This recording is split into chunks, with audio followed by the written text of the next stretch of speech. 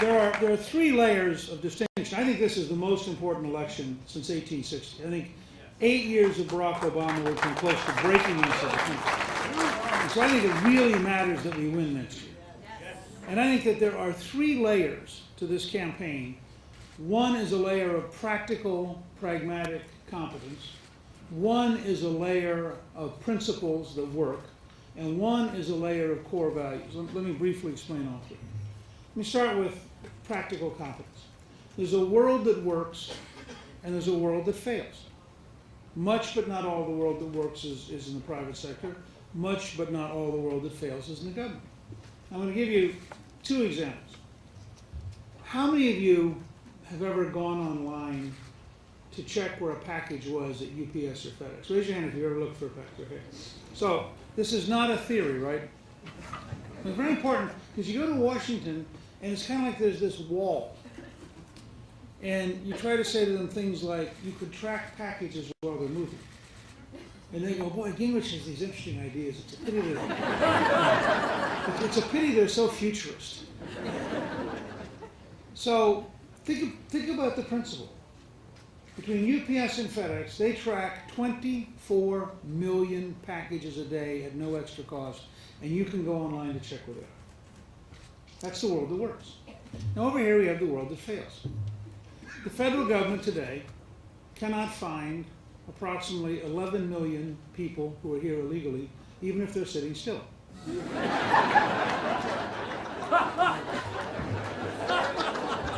So one of my proposals is that we send a package to everyone who's here illegally.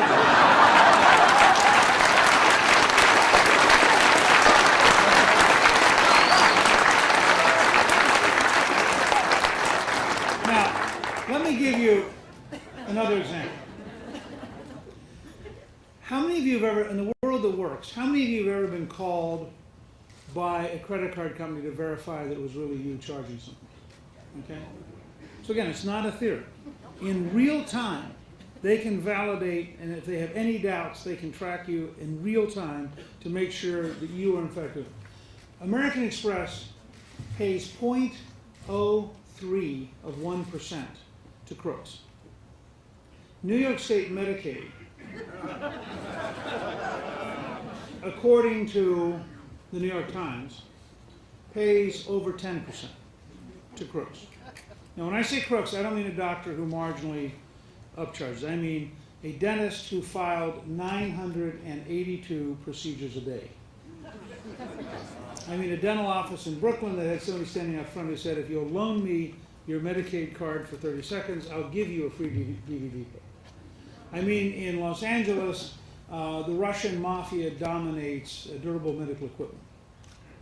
I mean, this huge amounts of money. We published a book a couple of years ago at the Center for Health Transformation, which I thought would have some impact even in Washington, because it was called Stop Paying the Crooks. And I thought that would be the kind of title they'd get. No interest. The super committee that couldn't find any money. We estimate that in Medicare and Medicaid alone, there's between $70 billion and $120 billion in theft annually. Now that means you could have gotten almost all the money the super committee is looking for just by deciding not to pay crooks. We've had American Express, Visa, MasterCard, and IBM all agree that they would show the federal government how to do this. And there's just zero interest because the bureaucrats don't get it.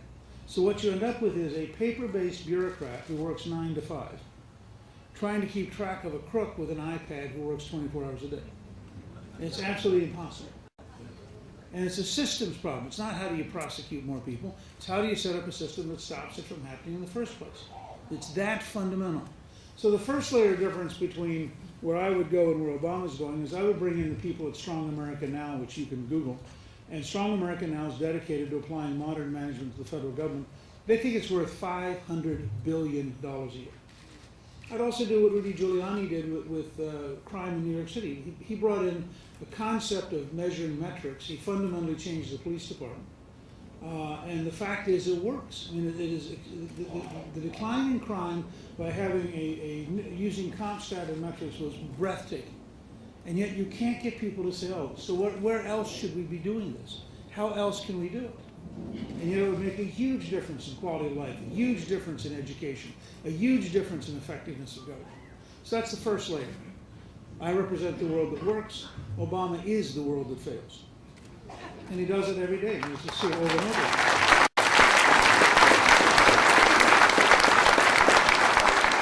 The second level is a question of core principles.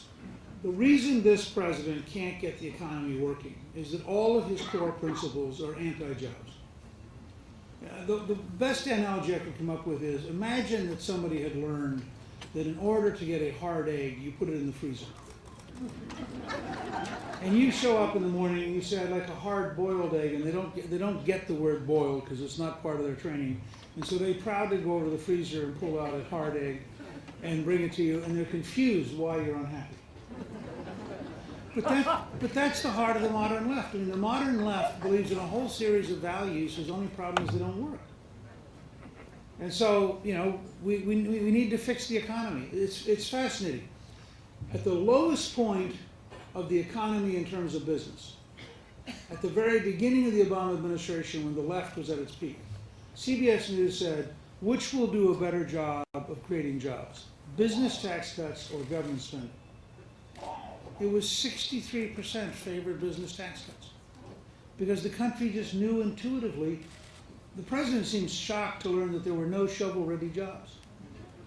I don't think any normal American ever believed the bureaucracy had shovel-ready jobs, because it would be antithetical to being a good bureaucracy. What they had were shovel-ready studies of the possibility of eventually having a conference in which you would contemplate whether or not you could bring together people who might create a job. Now, people ask me about job creation. I participated twice in a cycle of job creation. Jimmy Carter got us to a point where we had 13% inflation, 22% interest rates, the economy stagnated, and ultimately unemployment reached 10.8%. We were rationing gasoline, so you had to buy it every other day based on the last number of your auto license. I mean, think about this as a model that we know this model doesn't work. We've lived through it. Carter couldn't get anything to work. He had the Iranian hostage crisis for 444 days. The Russians invaded Afghanistan.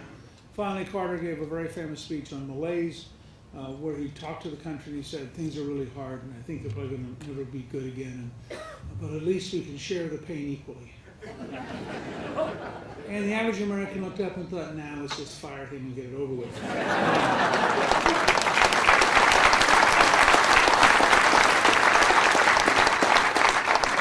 Reagan campaigned, and he had a great line. He said, if your brother-in-law loses his job, it's called a recession. If you lose your job, it's called a depression. If Jimmy Carter loses his job, it's called a recovery.